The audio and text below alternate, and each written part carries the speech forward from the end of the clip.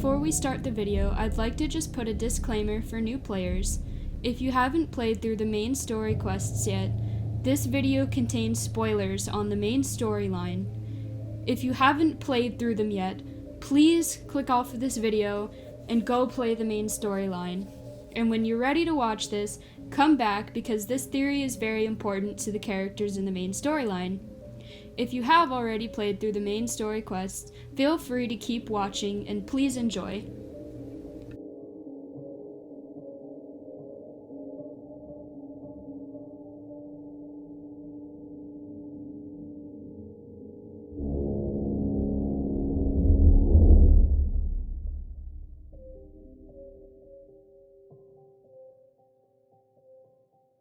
Hello everyone, my name is Nikki and today we'll be talking about a star-stable theory that I came up with the other day.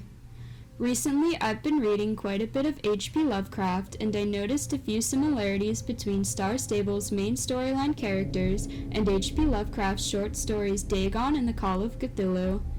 This will not be anything like the fridge door theory and it's not going to be about the Soul Riders and Aideen. In fact, this theory is going to be focusing on Garnok and Darkcore and the similarities that they share with Cthulhu and his cult worshippers. Before we get into it though, I'd like to take a moment to clear things up for those who don't know H.P. Lovecraft with a short summary of his career and the stories we will be talking about today. For those of you who are unfamiliar with Lovecraft, Howard Phillips Lovecraft, born August 20th, 1890 and died March 15th, 1937, was an American author of weird horror fiction and sci-fi. For most of his life, Lovecraft received little to no recognition for his work. He was a very controversial man and often supported very unpopular opinions throughout his lifetime. Over the course of his life, he started to decline financially and spent the remainder of his days in poverty. He died of cancer of the small intestine at the age of 46. Though he did not gain much recognition while he was alive, he is now considered to be one of the most influential authors of 20th century literature and has influenced several TV shows, video games, and books in the horror and sci-fi genres. Some of his notable works include Dagon and the Call of Cthulhu, the two stories we will be talking about today. Dagon is the story of a morphine-addicted man who recounts his experiences as an officer in World War I.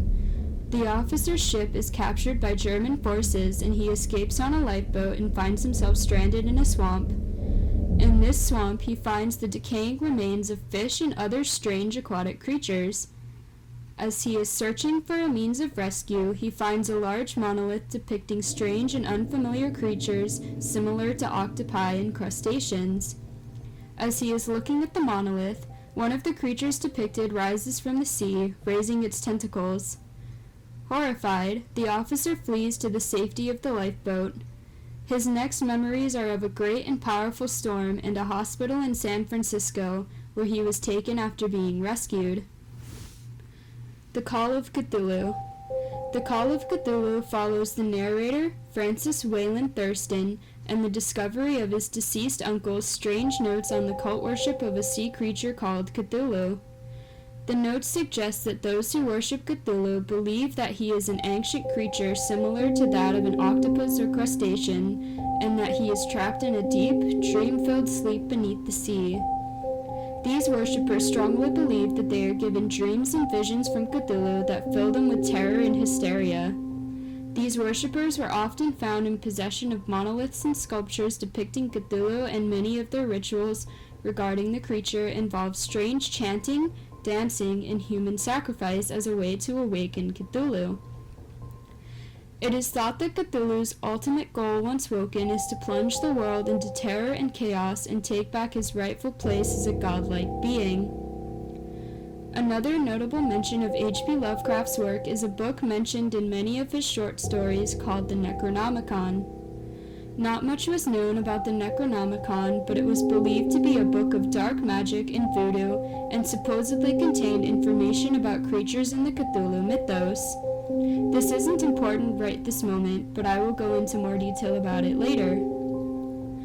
So what do we know about Garnok?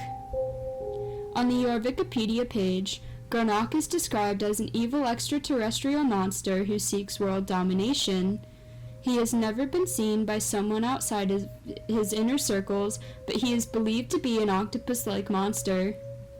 In the events of Star Stable Online, Garnok is still trapped under the seas of Jorvik, where he sleeps and waits to be woken, and Mr. Sands and Darkcore are trying to wake him up to achieve world domination.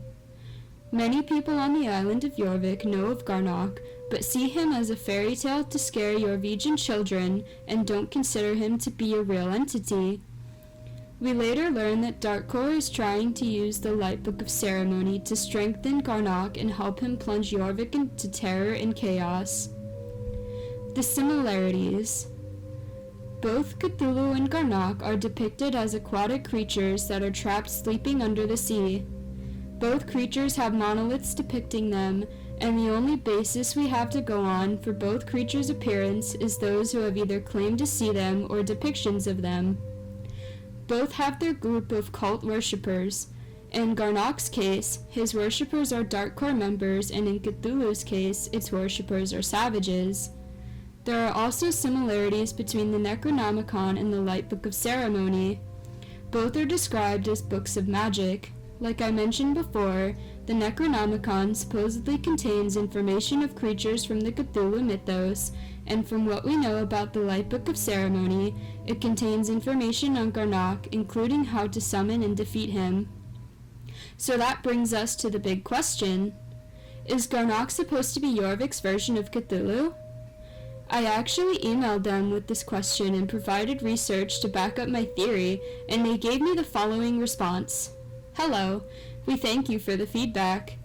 It's true that there are legends of sea monsters around Jorvik, and some of those legends connect with Garnok. The true nature of Aideen's nemesis is not clearly understood by any who lives on Jorvik, but perhaps Mr. Sands knows him best. Stay tuned for next week's story quests for more backstory on their connection.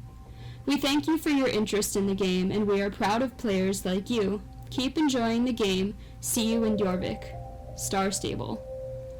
It's quite a vague answer, which makes me think that they might not want to make their inspirations for Garnok known. However, that does not mean that evidence doesn't point in Lovecraft's direction.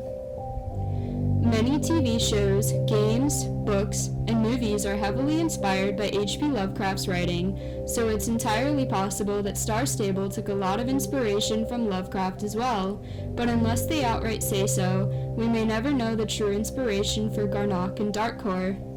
Thank you for watching, and I'll see you next time.